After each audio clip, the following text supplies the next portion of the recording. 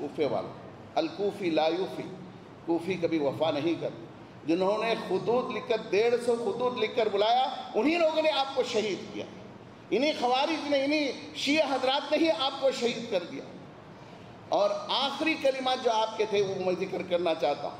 آج جو ڈیرے کے پاس خواتین کے پاس گئے، باتیں انہوں نے رکھی، یا تو مجھے مدینہ جانے دو، یا مجھے سرحد پر جہاد کرنے کے لیے چھوڑ دو، یا مجھے ڈائریکٹ جو ہے یزید کے پاس پہنچاؤ، لیکن انہوں نے نہیں مانا۔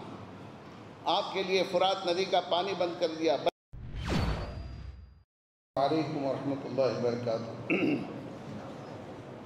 ان الحمد للہ نحمده ونستهدی ونستعینہ ونصلی علی رسول اللہ سیدنا محمد وعلی آلہ وصحبہ اجمعین ومن تبعهم بإحسان الی یوم الدین۔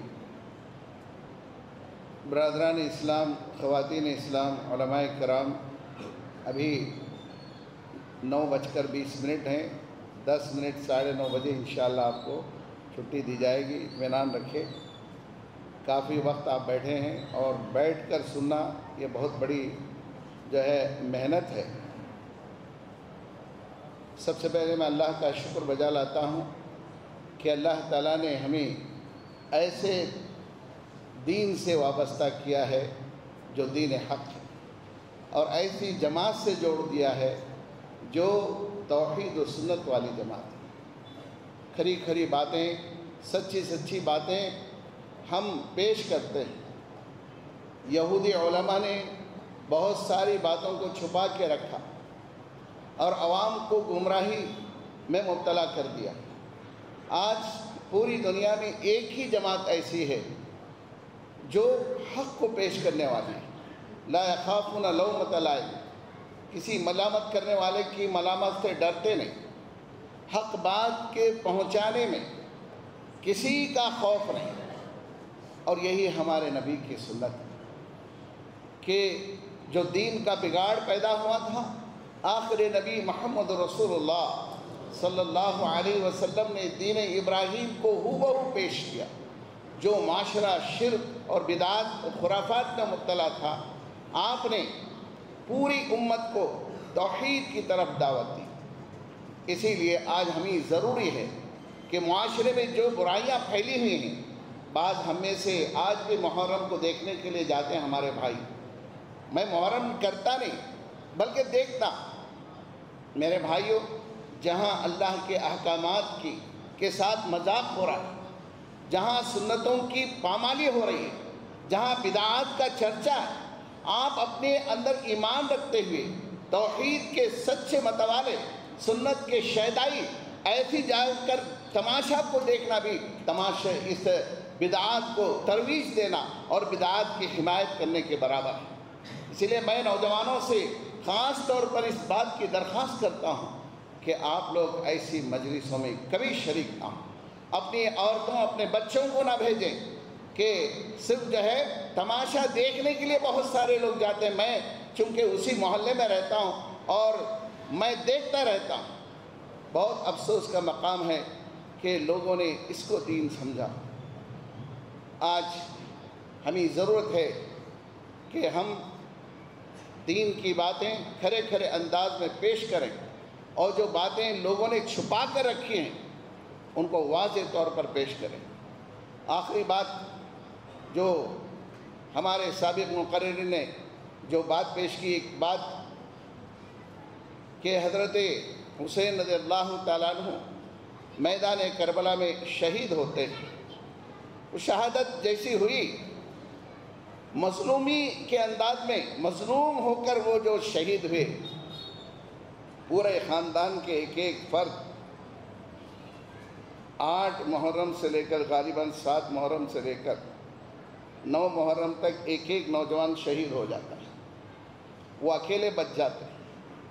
یہ میں ذکر اس لیے کر رہا ہوں ہمارے نوجوانوں کے لیے، ان کی شہادت صحیح ہے کیونکہ اللہ کے نبی نے پیشن گوئی فرما دی، لیکن وہ جمعہ کا دن تھا، نماز پڑھنے کا دن تھا،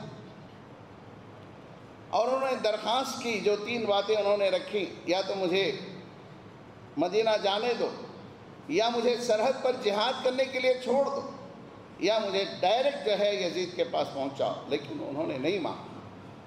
آپ کے لیے فرات ندی کا پانی بند کر دیا، بچے پانی کے قطرے کے لیے تڑپنے لگے، لیکن پانی نہیں دیا گیا۔ تو آخری بات انہوں نے اپنے عورتوں کے پاس، سارے شہید ہو گئے، سارے بچے شہید ہو گئے کہ آخری دن جو ہے علی اصغر کے گلے میں جو ہے جب پانی کے لیے وہ گئے فرات کے ندی پر، تو اس وقت ایسا تیر چھوڑا کہ وہ بچے کے گلے میں پیوست ہو گیا۔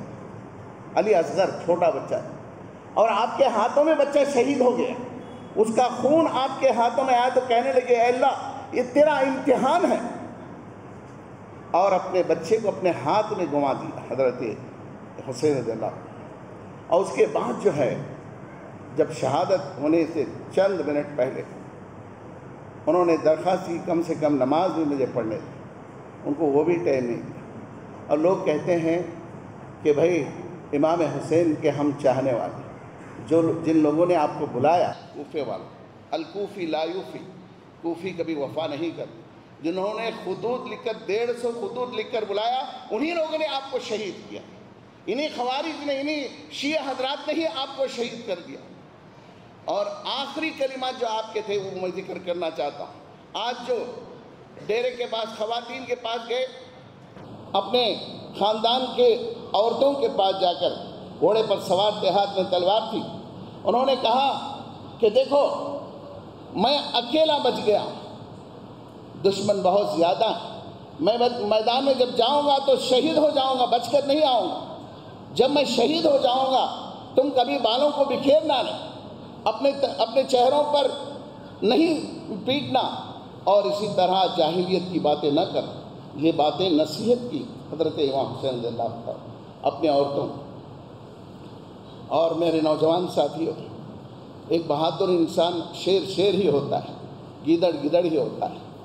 حضرت حسین رضی اللہ تعالیٰ عنہ کے آخری کلمات سنیے جو شہادت سے پہلے انہوں نے سجدے میں کہا رضیت بقضائک لا الہ سواک، اے اللہ میں نواز رسول ہوں جو آپ میں مجھے اپنے گود میں رکھ کر بوسہ دیا کرتے تھے، چوما کرتے تھے، اتنا محبوب آج بھی مظلوم نیت کے ساتھ شہادت پا رہا ہوں۔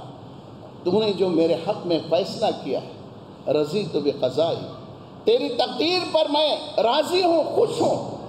پورا خاندان میرے آنکھوں کے سامنے، میرے بچے، میرے بھائی کے بچے سبھی شہادت کا جام نوش کیے، مجھے کوئی افسوس کی بات نہیں، یہ تیرا فیصلہ ہے۔ دیکھیے اسی کو کہتے ہیں تقدیر پر راضی ہونا۔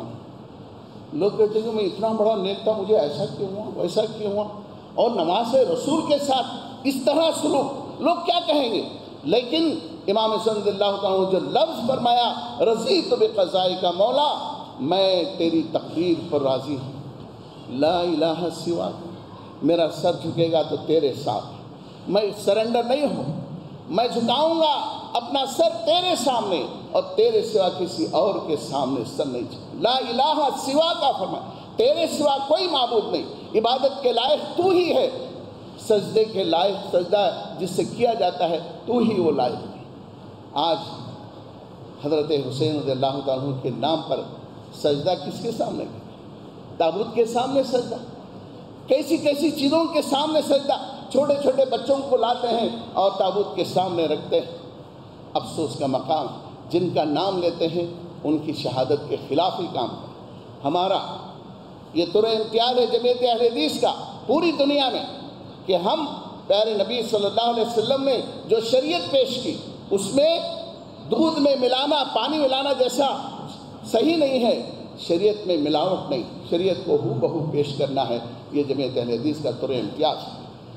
دعا کیجئے کہ اللہ تعالیٰ پیارے نبی صلی اللہ علیہ وسلم نے اس جماعت کے تعلق سے دعا فرمائی کہ قیامت تک ایک جماعت باقی رہے گی، وہ جو ہے حق کی باتیں پیش کرتے رہے گی، اور اس میں کبھی جو ہے وہ کسی کی ملامت کی پرواہ نہیں کرے گی، اور کسی کا ڈر اور خوف اس کے دل میں نہیں۔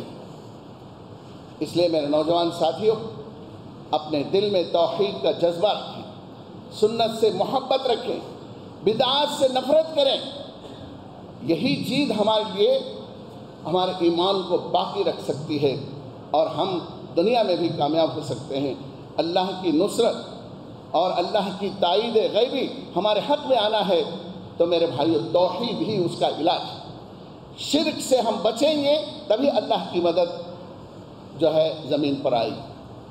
اس موقع پر الحمدللہ جو خوبصورت مجلس سجائی اور آپ تمام حضرات بہت دور دور سے بھی یہاں آئے ہیں، میں سب سے پہلے اللہ کا شکر بجا لاتے ہوئے ہماری جماعت فاطمہ مسجد کے ذمہ داران اور دیگر ذمہ داران کا میں شکریہ ادا کرتے ہوئے اپنی جگہ لیتا ہوں۔